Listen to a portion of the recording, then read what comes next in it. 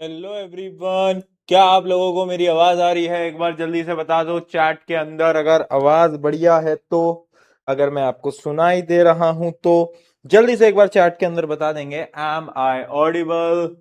क्या आप लोगों को मेरी आवाज आ रही है? भाइयों बहनों मित्रों, जल्दी से बताएंगे चैट के अंदर यस यस। हेलो एवरीवन, मैं हूं आप सभी का अपना प्रशांत भैया।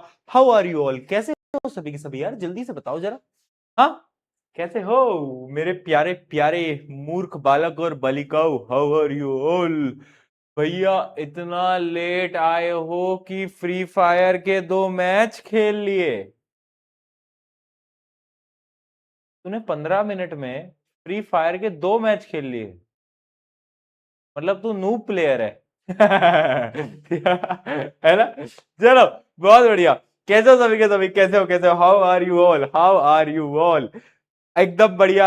यार थोड़ा सा लेट हो गया था तो उस टाइम को यूटिलाइज करके थोड़ा रिवाइज कर लेते। जो पढ़ाया था लास्ट क्लास में उसको थोड़ा सा पढ़ लेते, रेस्पिरेशन समझ लेते, ब्रीथिंग पढ़ लेते। बताया था लास्ट क्लास में, याद है या भूल गए? याद है या भूल गए? ठीक है। लास्ट क्लास तक बेटा हम न्यूट्रिशन पूरा खत्म कर चुके थे और हमने स्टार्ट करा था ब्रीथिंग और रेस्पिरेशन के बीच का डिफरेंस। मैंने आपको बताया था ब्रीथिंग क्या होती है, मैंने आपको बताया था रेस्पिरेशन क्या होता है, उनका डिफरेंस भी तुम्हें बताया था, राइट? हाँ या ना? रेस्पिरेशन क्या होता है? एक ऐसा प्रोसेस जिससे कि ऑक्सीजन की मदद से एनर्जी रिलीज कराई जाती है ना? है ना? एनर्जी रिलीज कराई जाती है। अरे किसी को याद है या सारे भूल गए भाई? अरे यार, एक तो ये 2-3 दिन बाद जब क्लास होती है ना, तो बच्चे ऐसे आते हैं क्लास के अंदर। क्या बोल रहे हो भैया? ये कब पढ़ाया आपने? अच्छा, 3 दिन पहले? 3 दिन पहले की याद हमें कहाँ भैया? हमें तो यही नहीं पता कल हमने क्या खाया था टिफिन के अंदर। हमें वो याद नहीं है, आप 3 दिन पुराना पूछ रहे हो हमसे? बताओ, बताओ भला। हाँ, याद है, याद है, याद है। चलो, बहुत बढ़िया। ठीक है जी। अच्छा, ये कब पढ़ाया बेटा? संडे को एक्स्ट्रा क्लास थी, अगर आपको याद हो तो। हाँ, संडे को कहाँ थे? बाहर घूम रहे थे। ये मैंने तुम्हें रेस्पिरेशन की डेफिनेशन भी लिखवाई थी। याद आ रहा है कुछ धुंधली धुंधली यादों में, या नहीं आ रहा? नहीं आ रहा? बहुत बढ़िया यार, बहुत बढ़िया। पिटने के काम कर रहे हो, ऐसा मारूंगा ना तुम्हें। हे, पढ़ लो चुपचाप। ठीक है। आया। ठीक है। रेस्पिरेशन को मैं आपके बारे में, मतलब रेस्पिरेशन के बारे में आपको बता चुका था। बेसिकली रेस्पिरेशन होता क्या है, आगे बढ़ते हैं, यहां से कहानी को आगे लेके जाते हैं। ठीक है। अब अगली चीज, कि जो रेस्पिरेशन है ना, ये कितने टाइप का होता है? तो 2 टाइप के रेस्पिरेशन होता है। एक एरोबिक रेस्पिरेशन, पहला क्या बोला मैंने? Aerobic respiration. और एक anaerobic respiration. Anaerobic. तो ये क्या डिफरेंस है एरोबिक एन एरोबिक में? समझना बेटा। एरोबिक यानी ऑक्सीजन, वो रेस्पिरेशन जो कि ऑक्सीजन की प्रेजेंस में होगा, जहां पर ऑक्सीजन बहुत सारा होगा, उसको हम बोलेंगे एरोबिक। एनएरोबिक क्या है? वो रेस्पिरेशन जो कि ऑक्सीजन जहां पर या तो बहुत कम होगा या तो ऑक्सीजन होगा ही नहीं है। क्या भैया, रेस्पिरेशन बिना ऑक्सीजन के भी हो सकता है? बिल्कुल हो सकता है, दिखाऊंगा अभी। ह्यूमन के अंदर नहीं हो सकता, बट कुछ कुछ ऑर्गेनिज्म में होता है, दिखाऊंगा मैं अभी। ठीक है। तो समझे बात को। एरोबिक रेस्पिरेशन क्या है? जहां पर ऑक्सीजन है। एनएरोबिक जहां पर ऑक्सीजन नहीं है या तो बहुत कम है। चलो ठीक है भैया, इतना तो हमें समझ में आ गया, इतना तो हमें समझ में आ गया। अब एक डिफरेंस देखेंगे, बट डिफरेंस से पहले मैं एक टेबल दिखा रहा हूं, और इस टेबल से मैं तुम्हें आज बता देता हूं 2027 बोर्ड एग्जाम। इस टेबल को देख लो, इस टेबल से डायरेक्ट क्वेश्चन तुम्हारे पेपर में आ रहा है। ठीक है, भरोसा रखना है। बट ये कॉन्सेप्ट भी बड़ा इंटरेस्टिंग है।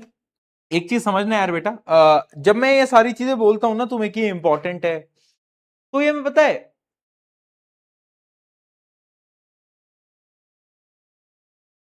Uncle, yes uncle. अंकल क्यों लिख रहे हो मेरे को? अंकल,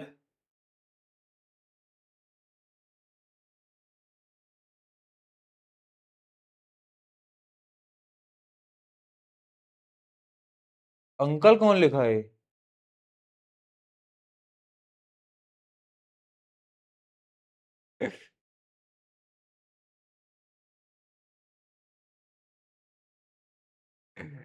मैं तेरे को ऐसा मारूंगा ना, अंकल का अंग और कल दोनों अलग कर दूंगा मैं तेरे अंदर से, समझ रहा है? तेरे अंग अंग अलग हो जाएंगे। मैं बहुत मारूंगा। अंकल लिख रहे हैं, शर्म भी नहीं आ रही है, 1% शर्म नहीं आ रही है। अरे मैं तो तुम्हारी ही उम्र का हूं।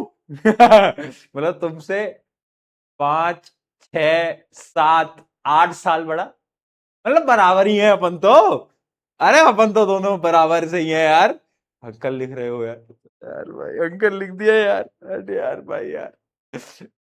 कल मेरे दोस्त की शादी थी, उसमें मैं गया था, उसमें भी बच्चों ने, एक दो बच्चों ने अंकल बोल दिया यार। यार भाई अंकल बोल रहे हैं यार लोग आजकल यार, क्या बताऊं मैं तुम्हें यार। अंकल बोल रहे हैं यार लोग, बताओ यार क्या दिन आ गए हैं यार। हाँ, अंकल बोलने लगे, क्या इतना बुजुर्ग हो गया हूं मैं यार, 24 साल उम्र है यार मेरी अभी तो, अंकल क्यों बोल रहे हैं लोग मुझे यार।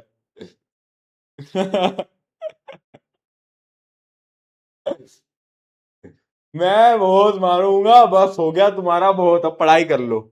मैं तुम्हें इतनी इंपॉर्टेंट बातें बताता हूं, पर नहीं, इनको तो मजे ले रहे हैं, मजे करने हैं इनको, पढ़ाई कहां होगी भैया हमसे।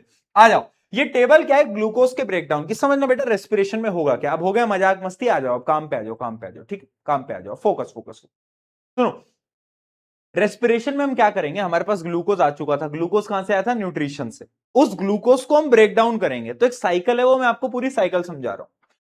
पहले होता है ग्लूकोज। ग्लूकोज क्या होता है बेटा, 6 कार्बन का एक मॉलिक्यूल होता है। ग्लूकोज क्या है, 6 कार्बन का एक मॉलिक्यूल होता है ना, क्योंकि ग्लूकोज का फॉर्मूला तुम्हें याद होगा, C6H12O6, राइट।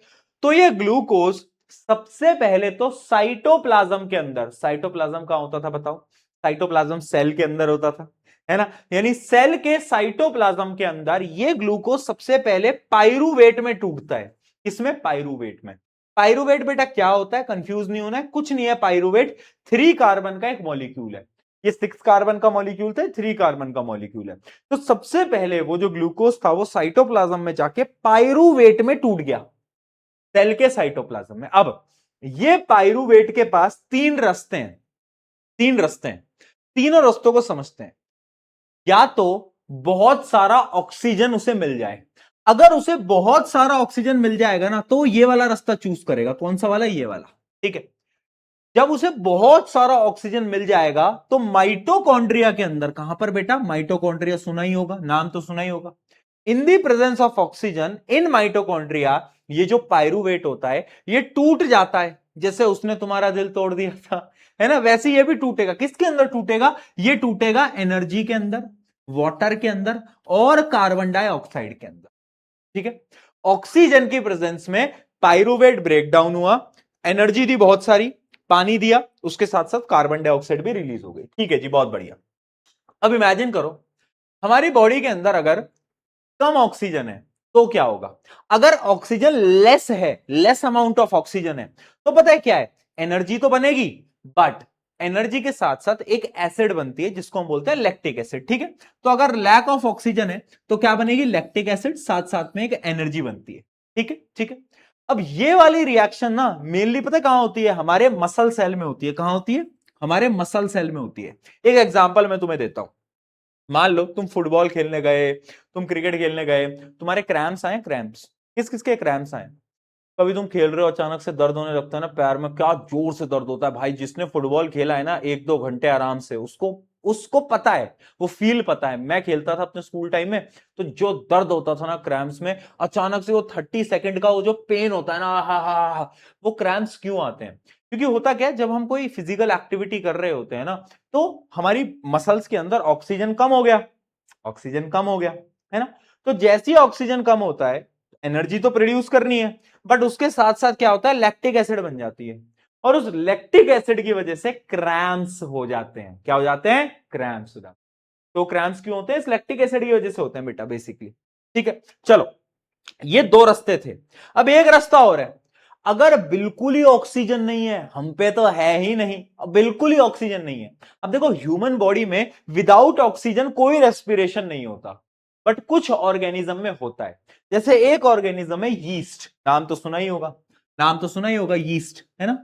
यीस्ट के अंदर क्या होता है, एब्सेंस ऑफ ऑक्सीजन में रेस्पिरेशन होता है ना, एब्सेंस ऑफ ऑक्सीजन में रेस्पिरेशन होता है।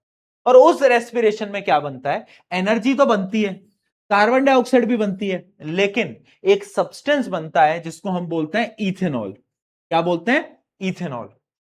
Chapter number 4 carbon and its compound के अंदर आप पढ़ोगे, इथेनॉल है ना, ये इथेनॉल वही अल्कोहल है, 4 बोतल वोडका का मेरा रोज का, श्री श्री श्री हनी पाजी जी कह के गए थे है ना। तो इथेनॉल इज अल्कोहल बेसिकली। तो यीस्ट यीस्ट जो होता है वो विदाउट ऑक्सीजन रेस्पिरेशन करता है, जिसमें वो इथेनॉल बनाता है, कार्बन डाइऑक्साइड बनाता है और एनर्जी बनाता है, ठीक है। और इस प्रोसेस को हम पता है क्या बोलते हैं, इस प्रोसेस को हम एनएरोबिक रेस्पिरेशन बोलते हैं, या फिर यीस्ट के केस में इसको फर्मेंटेशन भी बोलते हैं। अभी मैं लिखवा दूंगा सब। लैग आ गया, ब्लैक स्क्रीन आ गई तो हो गया भाई, क्या आ गया भाई, ऐसा लैग आ गया, ग्लिच आ गया, कोई ग्लिच नहीं आया, कोई ग्लिच नहीं आया।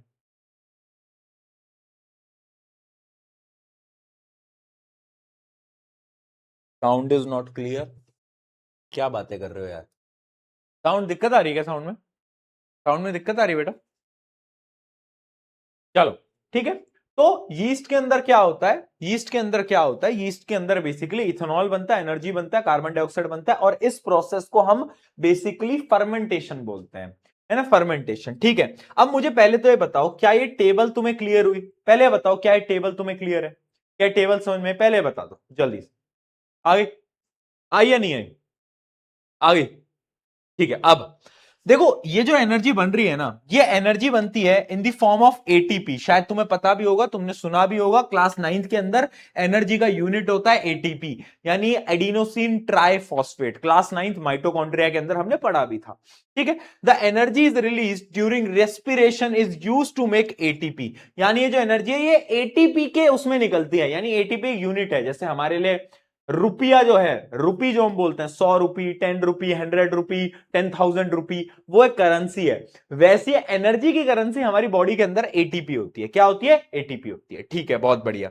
क्या बात समझ में, क्या बात समझ में, ठीक है, ये टेबल क्लियर हुई, ठीक है। अब इस टेबल के बारे में थोड़ा सा डिटेल में पढ़ लेते हैं, क्या करते हैं बेटा, थोड़ा सा डिटेल में पढ़ लेते हैं, 1 मिनट में मैं आपको बता भी देता हूं, रुको रुको रुको।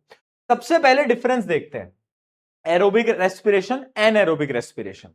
एरोबिक रेस्पिरेशन में क्या हो रहा था बेटा, वो जो पहला वाला जो मैंने आपको बताया था वो एरोबिक था, जिसमें ऑक्सीजन था, बहुत सारा ऑक्सीजन था, क्या बना, CO2, वाटर और एनर्जी बनी। लेकिन एनएरोबिक रेस्पिरेशन दो टाइप के होते हैं, एक तो वो जिसमें बिल्कुल ऑक्सीजन नहीं है, तब क्या बनता था, इथेनॉल, कार्बन डाइऑक्साइड, एनर्जी, याद आ गया। लेकिन अगर थोड़ा बहुत ऑक्सीजन है तो उसको भी हम क्या बोलेंगे, उसको भी हम एनएरोबिक बोलेंगे, लेकिन उसके अंदर लैक्टिक एसिड बनता है, ठीक है। तो ये डिफरेंस बड़ा इंपॉर्टेंट है, ये डिफरेंस बड़ा इंपॉर्टेंट है। डिफरेंस किसका है, ये डिफरेंस है किसका, एनएरोबिक रेस्पिरेशन के जो दो पार्ट है ना, कौन कौन से दो पार्ट हैं, एक है लैक्टिक एसिड फॉर्मेशन, जहां पर लिमिटेड ऑक्सीजन प्रेजेंट है, जहां पे लैक्टिक एसिड बन रहा है, और एक में क्या है, एक में एल्कोहल बन रहा है, यानी इथेनॉल बन रहा है, उसको हम बोलते हैं एल्कोहलिक फर्मेंटेशन। क्या बोलते हैं बेटा, एल्कोहलिक फर्मेंटेशन। इनके बीच का एक डिफरेंस देख लो, ज्यादा कंफ्यूज नहीं होना है, चलो आओ देखते हैं। It occur in the absence of oxygen, it occurs when there is lack of oxygen, थोड़ा कम ऑक्सीजन है तो हो जाता है, ठीक है, बहुत बढ़िया। Glucose is incompletely broken down to release energy, यानी यहां पे जो ग्लूकोज होता है वो कंप्लीटली नहीं टूटता भाई, है ना, इनकम्प्लीटली टूटता है ग्लूकोज, इन शॉर्ट, ठीक है। बट यहां पर क्या होता है, यहां पर भी ग्लूकोज इनकम्प्लीटली टूटता है, बट यहां पर लैक्टिक एसिड बनती है, क्या बनती है, लैक्टिक एसिड, ठीक है। It mainly occurs in yeast, ये कहां पर होता है, ये यीस्ट में होता है, लेकिन ये जो होता है ये मसल सेल में होता है और कुछ कुछ बैक्टीरियाज में भी होता है, ठीक है, some bacterias and muscle cell, बहुत बढ़िया। Product formed are ethanol, carbon dioxide and energy, वहां पर क्या होता है, लैक्टिक एसिड और एनर्जी बन रही होती है, ठीक है। Used in making bread and alcohol drinks, यानी ये जो प्रोसेस है ना, ये जो प्रोसेस है, इससे शराब बनाई जाती है, अल्कोहल बनाई जाती है। एक कहावत है अगर तुमने सुनी हो तो, कि जो वाइन होती है या फिर कोई भी अल्कोहल होती है, वो जितनी पुरानी होती है उतनी अच्छी होती है, उतनी महंगी होती है, अभी मत पूछना भैया आपको कैसे पता, मैं नहीं कंज्यूम करता कुछ, बट मेरे को इसलिए पता है क्योंकि वो साइंस है। यीस्ट को जितना रखोगे अल्कोहल के अंदर, वो उतना ज्यादा क्या करेगा, फर्मेंटेशन करेगा, और आपकी अल्कोहल उतनी अच्छी बनती है। ठीक है, चलो। It happens in muscle during heavy exercise. क्या है डिफरेंस समझ में आया बेटा, अल्कोहलिक फर्मेंटेशन और लैक्टिक एसिड का? बताओ, कोई दिक्कत है इसमें? जल्दी बताओ, ध्यान है क्या?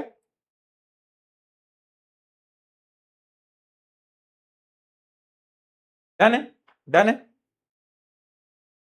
ध्यान है? ठीक है, क्लियर है, क्लियर है भैया? विराट कोहली माइनस ध्रुव जुरेल। एक मिनट, एक बच्चा लिख रहा है Virat Kohli minus Dhruv Jurel equals to CSK achievement. भाई तुम कहां कहां से ये लाते हो यार, कहां कहां से कोड वर्ड लाते हो? आओ जरा देखते हैं इसको भी डिकोड करके। विराट कोहली माइनस ध्रुव, ध्रुव जुरेल वो है ना जो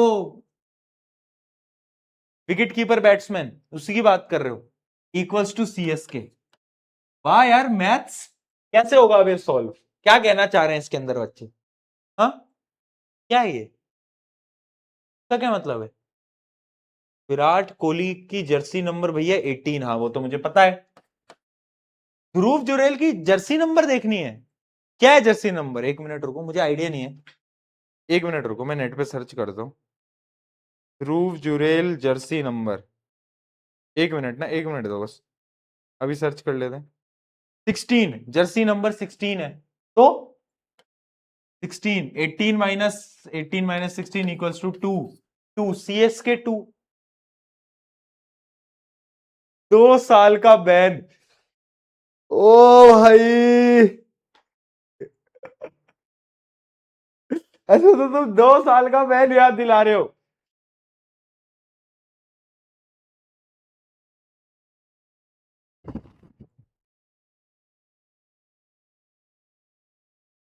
एक दिन मेरे को तो तुम पिटवाओगे ही, तुम खुद भी पिटोगे भाई।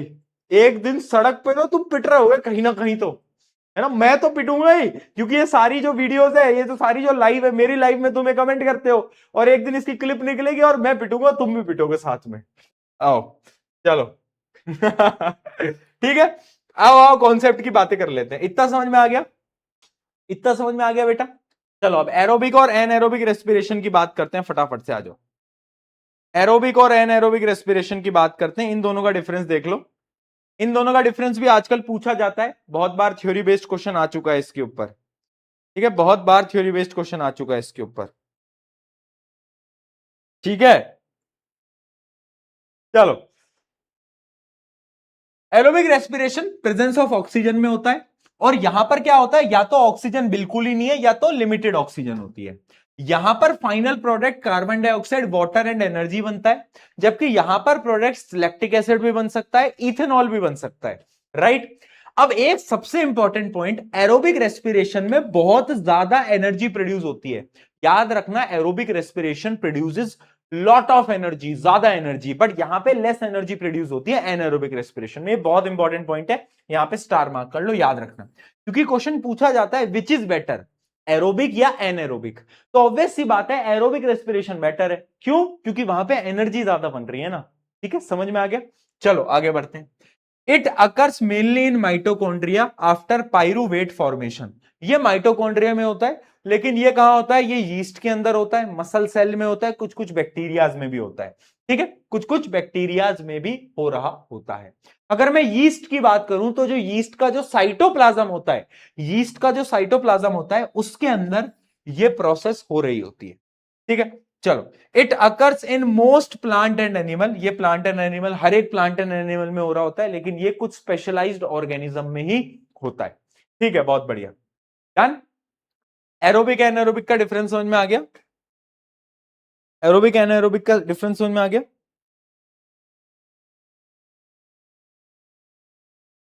ठीक है, चलो, चलो बहुत बढ़िया, बहुत बढ़िया। एरोबिक एनारोबिक का डिफरेंस समझ में आ गया। चलो, तो अब ना, ये क्वेश्चन था, ये ओ हो देख रहे हो, ये बताओ मैं कौन सा गेम खेल रहा हूं, कोई गेस करके बताएगा कौन सा गेम खेल रहा हूं मैं?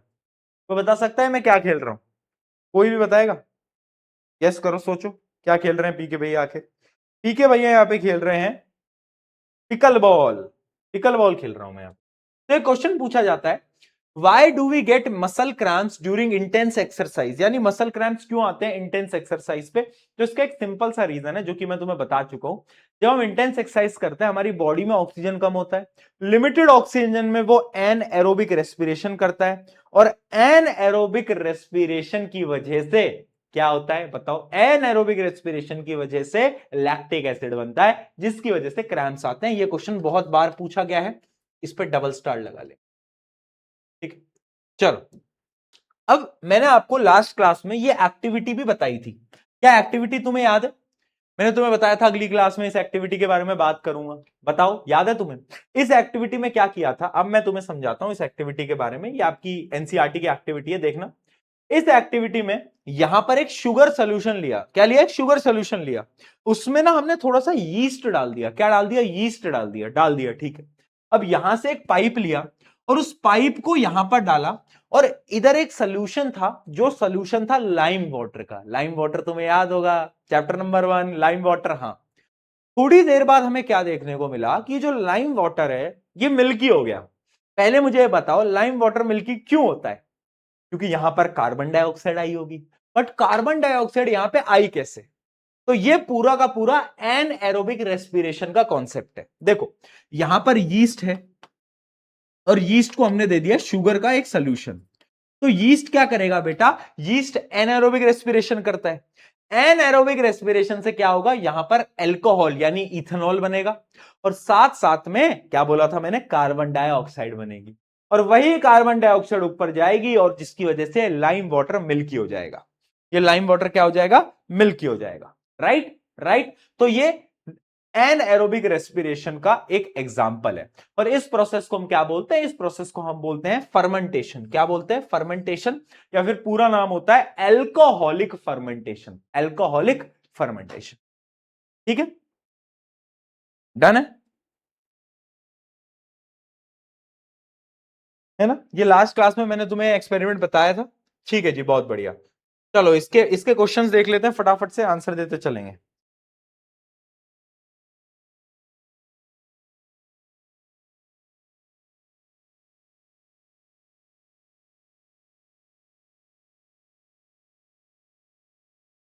चलो जल्दी जल्दी, इजी क्वेश्चन है, इजी क्वेश्चन है, कर लोगे जल्दी। During vigorous exercise, muscles switch to anaerobic respiration even though oxygen is present in the body. Why?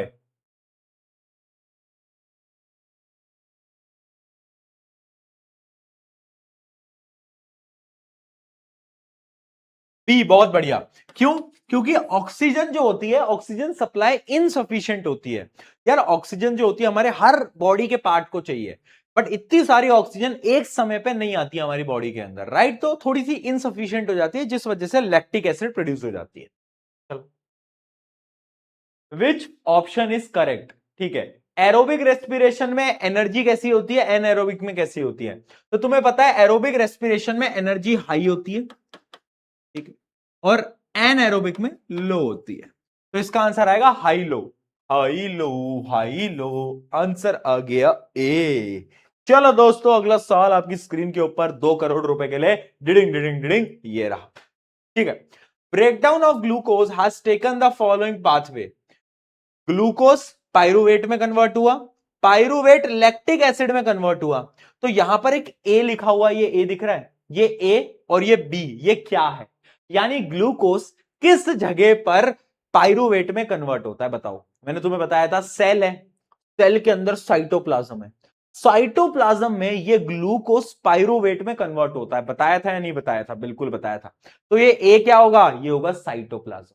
ठीक है, समझ में आ गया भैया। अब ये पायरुवेट लैक्टिक एसिड में कहां पर कन्वर्ट होता है? मैंने बताया था ह्यूमंस के केस में जो मसल सेल होते हैं, जो हमारे मसल होते हैं, उनके अंदर ये पायरुवेट लैक्टिक एसिड में कन्वर्ट होता है। तो बी क्या होगा? ये होगा मसल सेल। तो ये होगा साइटोप्लाज्म, ये होगा मसल सेल। आंसर क्या है देख लेते हैं एक बार। साइटोप्लाज्म, डी ऑप्शन देखो, cytoplasm and oxygen deficient muscle cell, D आएगा।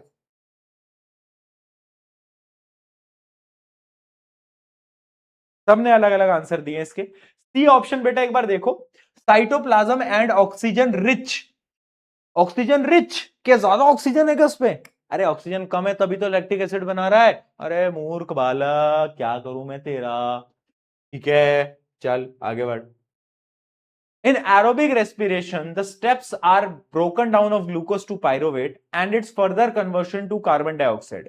Both processes respectively occurs in, पहले ग्लूकोज पायरुवेट में कहां कन्वर्ट होता है, अभी बताया साइटोप्लाज्म में। अब एरोबिक रेस्पिरेशन में जो एनर्जी बनती है वो कहां बनती है, बताया था एरोबिक रेस्पिरेशन याद करो, mitochondria is the power house of the cell, यानी माइटोकॉन्ड्रिया में बनती है। वो टेबल याद कर लो बस, ठीक है। तो इसका आंसर आएगा cytoplasm and mitochondria, D D D D D D D D D D. बहुत बढ़िया। Which situation best proves that breathing and respiration are independent process? कौन सी चीज बताती है कि ब्रीथिंग एंड रेस्पिरेशन दोनों अलग अलग है? ऑप्शन पढ़ते हैं। Faster breathing during exercise, holding breath for few second, slow breathing during sleep, normal breathing but low energy level. बताओ क्या चीज बताती है, जल्दी जल्दी दिमाग लगाओ। अच्छा क्वेश्चन है, लॉजिकल क्वेश्चन है। ऐसे क्वेश्चन एनसीईआरटी में कहीं देखने को नहीं मिलते बेटा, पहले ही मैं बता रहा हूं।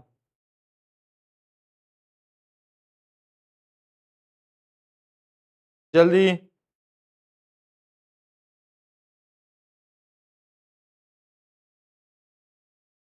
बी, बहुत बढ़िया। जिसने बी टिक करा है एकदम सही है। देखो इसमें क्या पूछा गया है कि कौन सा ऐसा एग्जांपल है जिससे कि आप ये प्रूव कर सकते हो कि ब्रीथिंग और रेस्पिरेशन अलग है। अब देखो अगर आप अपनी ब्रेथ को थोड़ी देर होल्ड कर लोगे, यानी सांस को रोक लोगे बेटा, तो ब्रीथिंग तो रोक ली, बट क्या बॉडी का रेस्पिरेशन बंद होगा? क्या तुम्हारे सेल्स के पास एनर्जी फिर भी होगी? हाँ होगी। 10 सेकेंड अपनी सांस रोक लोगे तो क्या रेस्पिरेशन रुक जाएगा? रेस्पिरेशन नहीं रुकेगा, रेस्पिरेशन नहीं रुकेगा। तो रेस्पिरेशन अलग है, ब्रीथिंग अलग है, तो इसका आंसर बी होना चाहिए। D, normal breathing but low energy. ये भी थोड़ा बहुत सही है बट एक्यूरेट नहीं मानूंगा मैं इसको, क्योंकि अगर हम नॉर्मल ब्रीथिंग कर रहे हैं, हम सांस आराम से ले रहे हैं और हमारी एनर्जी लेवल फिर भी लो है, तो ये भी कहीं ना कहीं प्रूव कर रहा है कि हाँ कि जो ब्रीथिंग है रेस्पिरेशन है दोनों अलग है, बट इसका मेन आंसर बी होना चाहिए बेटा। चलो, a patient has normal breathing movement and oxygen intake but cells show reduced energy release. Identify the affected life process. Identify the affected life process. बताओ बताओ भैया, उसका डी ही आएगा। किस क्वेश्चन का? इस क्वेश्चन का। देखो मतलब लॉजिकली अगर तुम सोचोगे तो बी और डी दोनों करेक्ट हैं, मतलब मैं ये नहीं कह रहा, बट मोर एक्यूरेट कौन सा है? मोर एक्यूरेट मुझे बी लग रहा है, मुझे बी लग रहा है ना। Normal breathing but low energy, ये चीज भी सही है कि अगर नॉर्मल आप ब्रीथिंग रेट आपका सही है बट एनर्जी लेवल कम हो सकता है। क्यों हो सकता है? क्योंकि जो रेस्पिरेशन हो रहा है उससे एनर्जी कम रिलीज हो रही होगी, वो बात सही है। लेकिन यार इसका बी और डी वैसे दोनों ही होना चाहिए। चलो इसका एक्यूरेट आंसर मैं एक बार कल और आपको इस क्वेश्चन के बारे में स्टडी करके आपको मैं बता दूंगा, but B and D both होने चाहिए इसके आंसर, बी एंड डी दोनों होना चाहिए। ठीक है, मोर एक्यूरेट कौन सा है वो मैं तुम्हें एक बार कल बता दूंगा वापस से इस पे स्टडी करके, ठीक है। बी एंड डी मेरे लिए दोनों ही ऑप्शन सही है। चलो आगे बढ़ते हैं। A patient has normal breathing movement and oxygen intake, but cells show reduced energy release. क्या बोल रहा है कि ब्रीथिंग रेट नॉर्मल है बट एनर्जी रिलीज जो है वो थोड़ा सा कम है, ये बोल रहा है, ये बोल रहा है। तो आपसे पूछ रहा है आइडेंटिफाई दी लाइफ प्रोसेस, कौन से लाइफ प्रोसेस में दिक्कत होगी? तो जो रेस्पिरेशन है, रेस्पिरेशन कहां होता है? सेल में होता है, तो उसको हम बोलते हैं सेल्यूलर रेस्पिरेशन। तो सेल्यूलर रेस्पिरेशन में दिक्कत है तभी एनर्जी कम रिलीज हो रही है, ठीक है। Why is breathing not sufficient here? क्योंकि ब्रीथिंग से सिर्फ ऑक्सीजन आता है बॉडी के अंदर, लेकिन एनर्जी प्रोड्यूस होती है रेस्पिरेशन से, and breathing and respiration are both independent process, ठीक है। why would be the visible, what would be the visible symptom? यानी क्या क्या विजिबल सिम्टम होंगे? तो वीकनेस, टायर्डनेस। तुम बोलोगे भैया ये तो हमें भी है, उठने के बाद नींद आती रहती है? क्या तुम्हारे शरीर में भी थकान रहती है? क्या तुम भी अगर 2 घंटे बैठते हो तो कमर दर्द होने लगती है? हाँ हाँ भैया, हाँ हाँ। तो क्या तुम्हारे में बॉडी के अंदर सेलुलर रेस्पिरेशन में प्रॉब्लम है? हाँ भैया, हाँ। अरे नहीं है तुम्हारी बॉडी में कोई सेलुलर रेस्पिरेशन में प्रॉब्लम, वो तो तुम्हारा आलसपन है, ठीक है, वो तुम्हारा आलसपन है, ठीक है, वो कोई सेलुलर रेस्पिरेशन वाली प्रॉब्लम नहीं है, ठीक है। बट हाँ, सेलुलर रेस्पिरेशन वीकनेस, टायर्डनेस अगर आपकी बॉडी में रहता है तो इसका मतलब है सेलुलर रेस्पिरेशन में प्रॉब्लम, बट तुम्हारे में नहीं है, तुम्हारे में नहीं है, ठीक है। चलो आगे बढ़ते हैं। Which row in the table below shows the correct product of anaerobic respiration? anaerobic respiration में क्या बनता है बेटा? ह्यूमंस के अंदर एनएरोबिक रेस्पिरेशन में बनता है लैक्टिक एसिड। क्या बनता है? ह्यूमंस के अंदर बनता है लैक्टिक एसिड। यीस्ट के अंदर बनता है कार्बन डाइऑक्साइड। यीस्ट के अंदर बनता है कार्बन डाइऑक्साइड, ठीक है। यीस्ट के अंदर क्या बनता है? Carbon dioxide. तो इसका कौन सा आंसर होगा सही? ये टिक होना चाहिए और ये टिक होना चाहिए, तो इसका ऑप्शन बी होगा, सेकेंड बी ऑप्शन।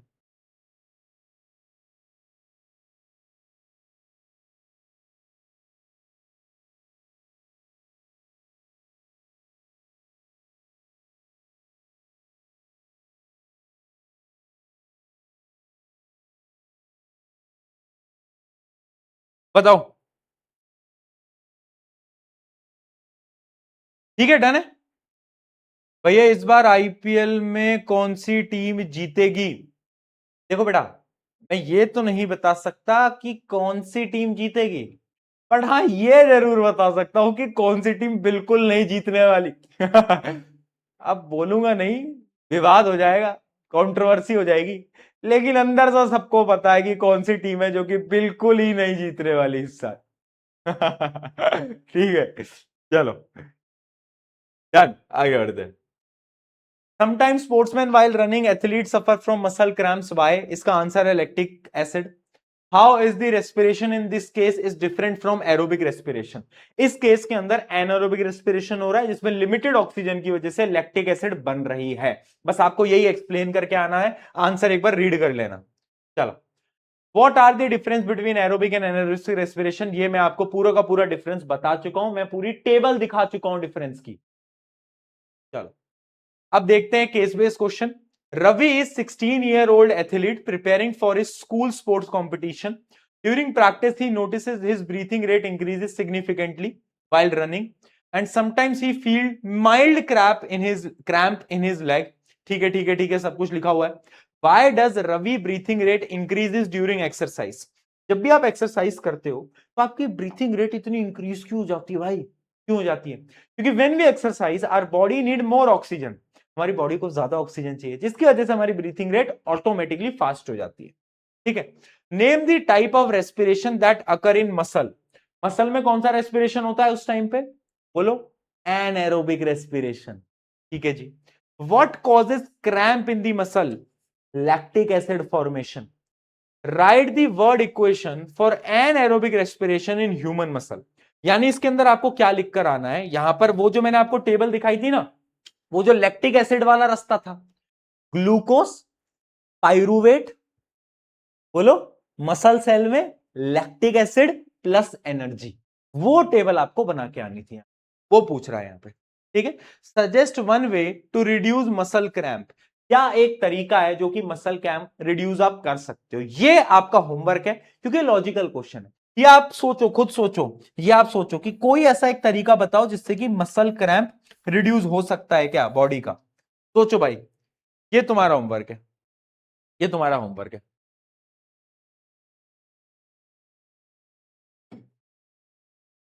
कोई भी कुछ भी लिख सकते हो इसके अंदर। गर्म पानी में पांव डाल दो। वाह यार, बहुत बढ़िया। ये एक और केस बेस्ड क्वेश्चन है इसका, ये one of the best question है इस टॉपिक का, one of the best question है। इस क्वेश्चन को करोगे तो मजा आ जाएगा।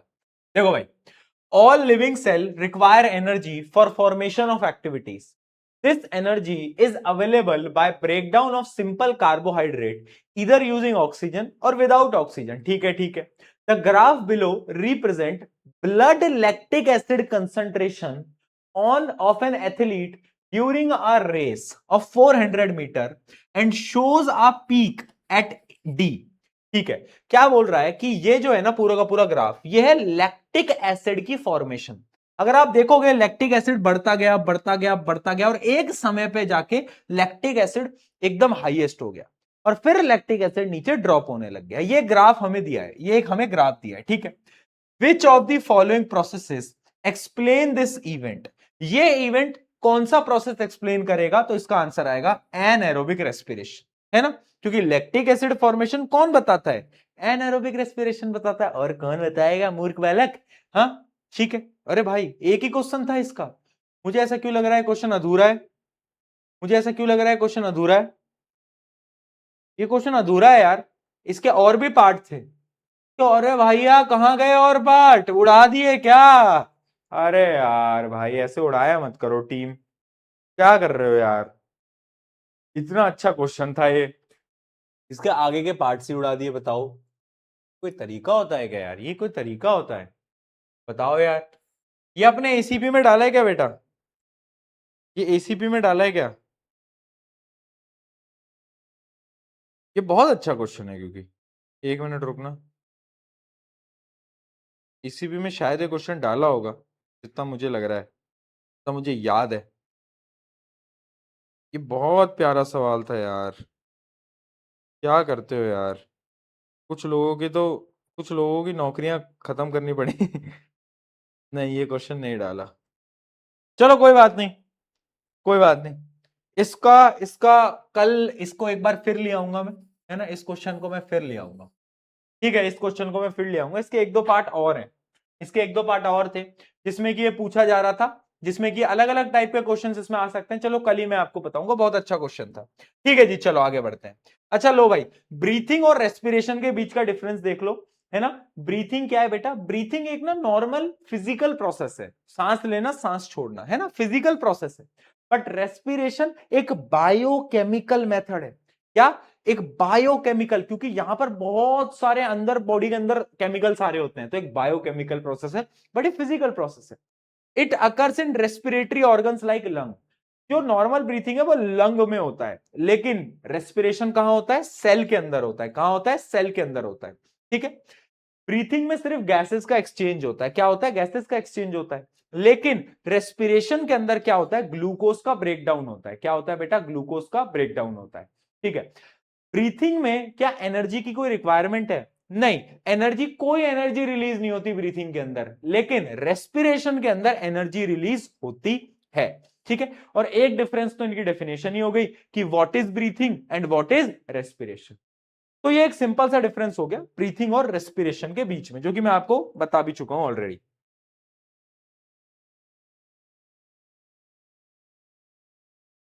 ठीक है, जो कि मैं आपको ऑलरेडी बता भी चुका हूं। राइट राइट, ब्रीथिंग और रेस्पिरेशन में डिफरेंस हो गया।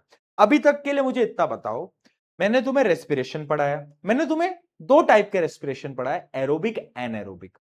क्या तुम्हें वो समझ में आया क्या? ऑनेस्टली बताना। Aerobic anaerobic, lactic acid formation, alcoholic fermentation, उसके अलावा जो एरोबिक वाला है वो तुम्हें समझ में आया क्या? मैंने तुम्हें क्वेश्चंस कराया, क्या तुम्हें वो समझ में आया क्या? जल्दी से पी के लिख के बता दो अगर समझ आ गया है तो, यहां तक का, अगर यहां तक का समझ में आ गया है तो।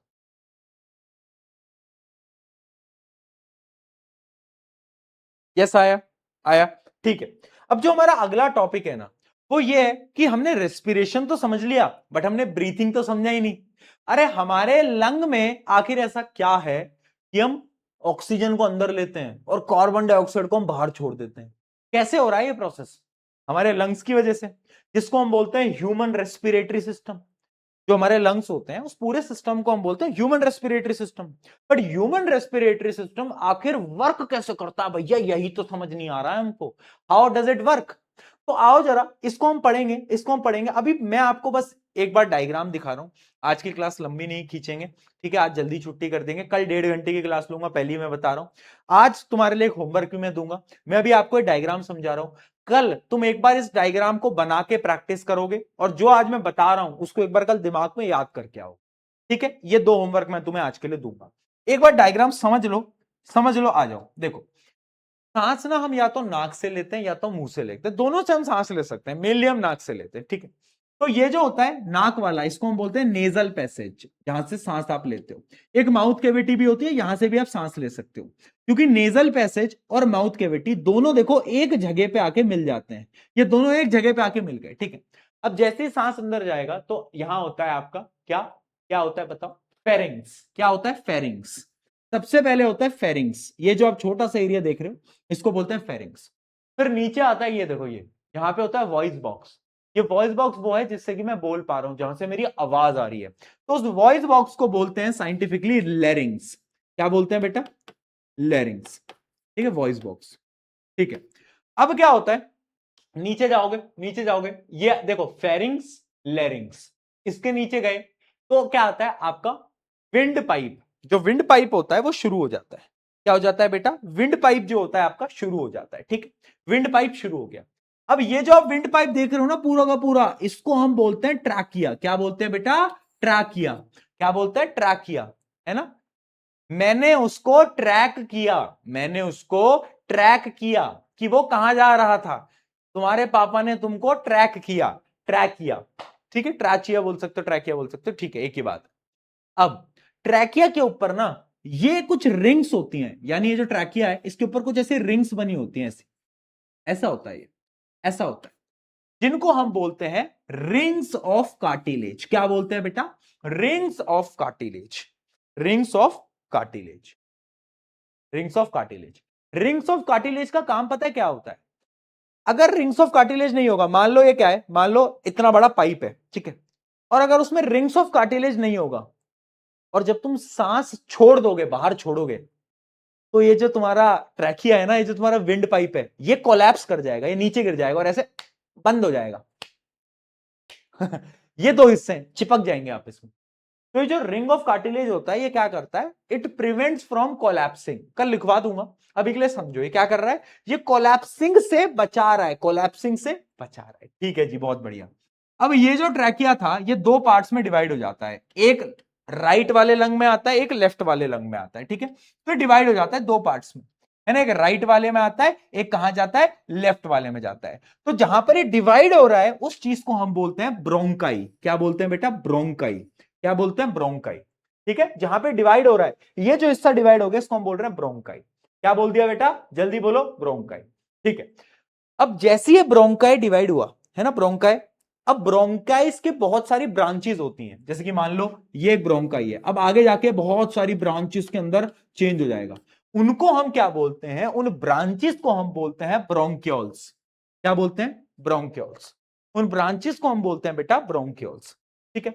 और अब अगर मैं एक ब्रोंक्यूल की बात करूं, उसमें ना ऐसे एक गुच्छा सा होता है, जैसे तुमने वो खाया है, क्या बोलते हैं उसको, अरे क्या, अंगूर, अंगूर खाया, ग्रेप्स, ग्रेप्स होता है, ग्रेप्स की डंडी, उसमें कितने सारे ग्रेप्स लटके होते हैं, इमेजिन करो एक बार, कर लिया, हाँ। सिमिलर ये जो ब्रोंक्यूल है इसमें ना ऐसे बहुत सारे ऐसे गोले गोले गोले गोले से लगे होते हैं, इनको हम क्या बोलते हैं, ये जो गोले गोले गोले से मैं तुम्हें बता रहा हूं, ये एकदम इसके एंड पे होते हैं, ये जो तुम देख रहे हो एकदम इसके एंड पे होते हैं, इनको हम बोलते हैं एल्वोलर सैक्स। क्या बोलते हैं, एल्वोलर सैक। सैक यानी गुच्छा, सैक यानी गुच्छा, एल्वोलर सैक, है ना। अब उस गुच्छे का जो एक एक पार्ट है, जैसे एक मैं ऐसे बोलूं ग्रेप्स का एक पूरा का पूरा गुच्छा है, उसका एक ग्रेप है, उस एक ग्रेप को यहां पर अगर मैं पूरे को हम एल्वोलाई सैक बोल रहे हैं, तो एक को हम क्या बोलेंगे, एक को हम बोलेंगे alveoli. Elbow, elbow, elbow, spelling क्या लिख रहा हूं भाई मैं, क्या हो गया है मुझे, क्या स्पेलिंग लिखे जा रहा हूं यार मैं, क्या हो गया है मुझे, तुम्हारे साथ रहना मुझे बंद करना पड़ेगा, मेरी स्पेलिंग मिस्टेकें हो रही हैं यार, रुको। हाँ, तो क्या बता रहा था मैं, सुनो एक बार रिवाइज कर लेते हैं, एक बार रिवाइज कर लेते हैं, एक बार पहले से समझ लेते हैं कि क्या है, ठीक है, एक बार रिवाइज कर लेते हैं। प्रोसेस क्या है बेटा, प्रोसेस पूरा का पूरा समझना। मैंने सांस ली, या तो मैं नाक से लूंगा या तो मैं माउथ से लूंगा, नेजल पैसेज या फिर माउथ का, माउथ की कैविटी है, दोनों जाके एक जगह पे मिलेंगी। सबसे पहले आता है फेरिंग्स। क्या आता है, फेरिंग्स, है ना, फिर आता है लैरिंग्स, वॉइस बॉक्स, फिर आता है लैरिंग्स। कैसे याद करोगे, PL, PL, profit loss, profit loss, profit loss, PL, PL, pharynx लैरिंग्स, pharynx लैरिंग्स, ठीक है जी। उसके बाद आता है क्या, ये आता है जिसको हम बोलते हैं विंड पाइप। विंड पाइप को हम साइंटिफिकली बोलते हैं ट्रैकिया। क्या बोल रहे हैं, ट्रैकिया। ट्रैकिया पे है ring of cartilage, ring of cartilage. Trachea divide होता है bronchi, bronchi, bronchi, bronchi divide होता है ब्रोंक्योल्स, ब्रोंक्योल्स, बहुत सारी ब्रांचेस। एक ब्रोंक्योल पे एक गुच्छा है, एक सैक है। किसका सैक है? एल्वोलर सैक है। क्या है? एल्वोलर सैक है। क्या है बेटा? एल्वोलर सैक है। अरे समझ लो, मैं बहुत मारूंगा। मैं 2 मिनट रुक जाओगे? 2 मिनट रुक जाओगे? फिर वही हरकतें। एल्वोलर सैक है, और एक एल्वोलर सैक के एंड में जो एक है, मान लो ये जो इकलौता है, ये एक जो ग्रेप्स है हमारा, एक जो अंगूर है, उसको हम बोलते हैं एल्वोलाई। उसको हम बोलते हैं, क्या बोलते हैं बेटा? उसको हम बोलते हैं एल्वोलाई। जल्दी बताओ।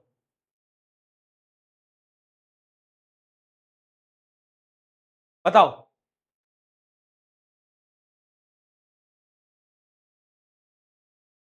एल्वोलाई, ठीक है। उसको हम क्या बोल रहे होते हैं बेटा? उसको हम बोल रहे होते हैं एल्वोलाई।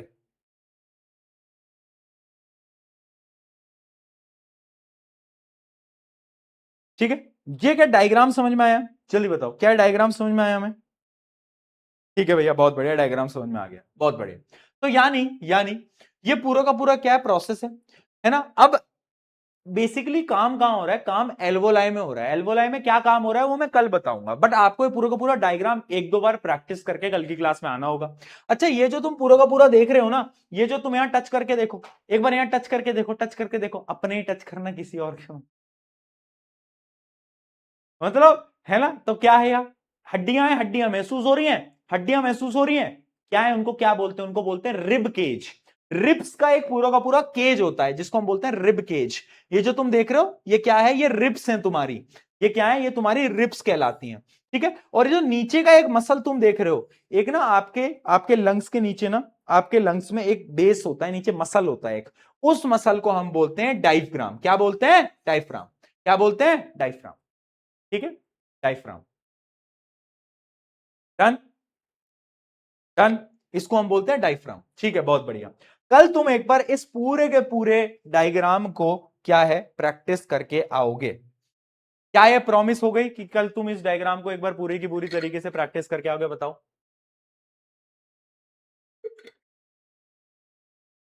क्या ये अपनी प्रॉमिस हो गई? ठीक है, प्रॉमिस दे दो जल्दी। ठीक है, कल इसको प्रॉमिस करके आना है।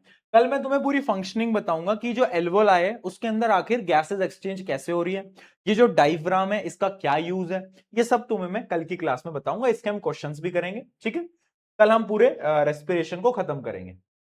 चलो, बहुत बढ़िया, बहुत बढ़िया। ठीक है, डन है। प्रॉमिस हो गया, प्रॉमिस हो गया। ठीक है, ठीक है।